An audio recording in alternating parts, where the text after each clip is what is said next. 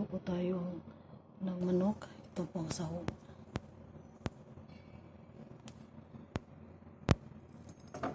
Oyster sauce.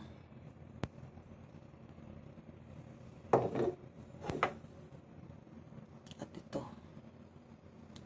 Tsaka ahos, luya, bay leaves, bombay,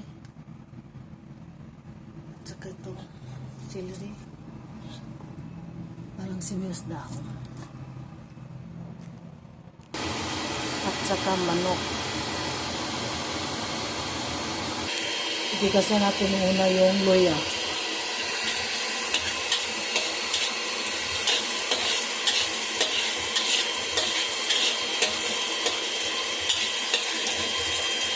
Sunod na natin yung ahos.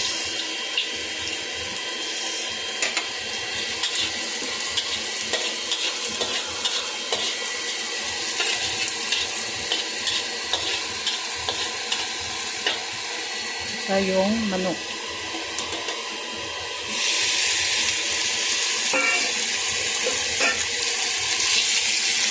Halo-haloin lang. Halo-haloin lang hanggang mag-brown yung manok. Malapit na po siya mag-brown.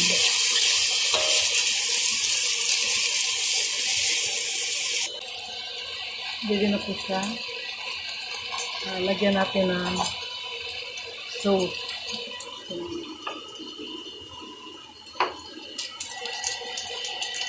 So, yung kutsarita lang. Saka yung isa. Yung kutsarita din.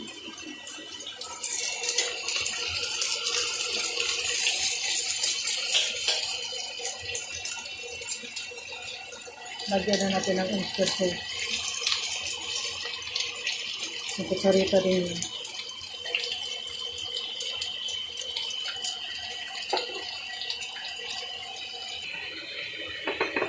Lagyan din natin ng dark soy sauce para magandang kulay.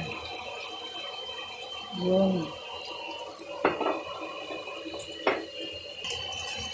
Lagyan din natin ng light soy sauce. Konti lang. Saka, halo-halo lang. Ayan na, nahalo na po. Atakpan muna natin to. At hinaan lang ang apoy para hindi masunog.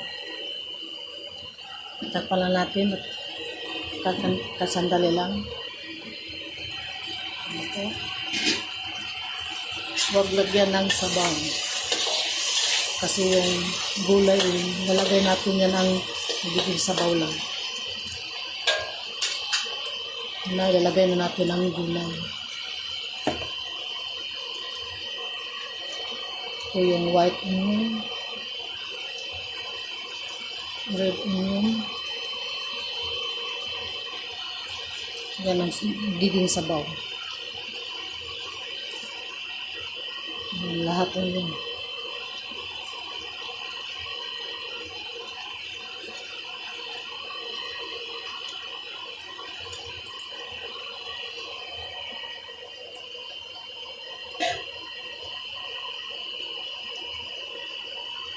Yan lang at saka takpan natin ulit. Ito na po, haluin lang paunti-unti para hindi madurog yung manok sa ilalim. Tingnan nyo, diba, nagsabaw. Hindi ko niya nilagyan ng tubig, hindi ko yan nilagyan ng sabaw. Kasi nasabaw na yun. Tingnan nyo, diba, nasabaw na. Halo lang ng paunti-unti po para hindi madurog yung manok.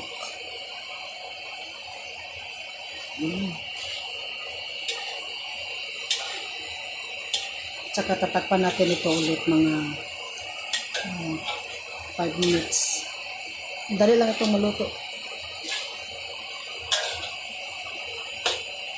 Ito, takpan natin ito ulit.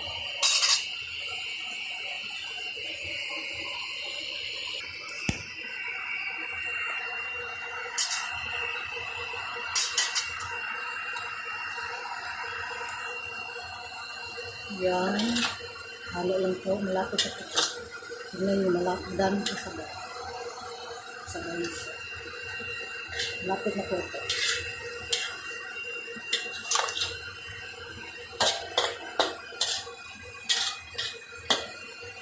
Lagyan natin ng magic sarap. Para mas lalong sumarap. Konti lang.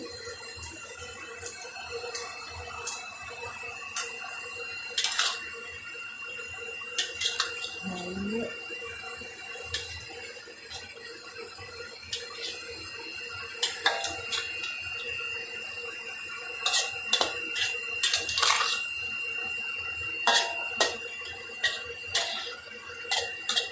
So, mahinang apoy lang po.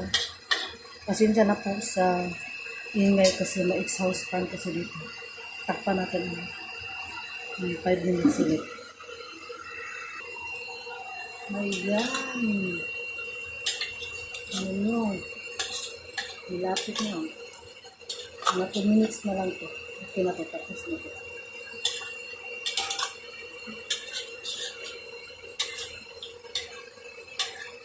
Diba? Marami ng sabaw. Diba? Kaya huwag natin lagyan ng sabaw. Kasi may sarili sa sabaw. Ayun. Ayun. Tapos na po siya. Tinikman ko na. Masarap po. Yan na po siya. Tapos na po.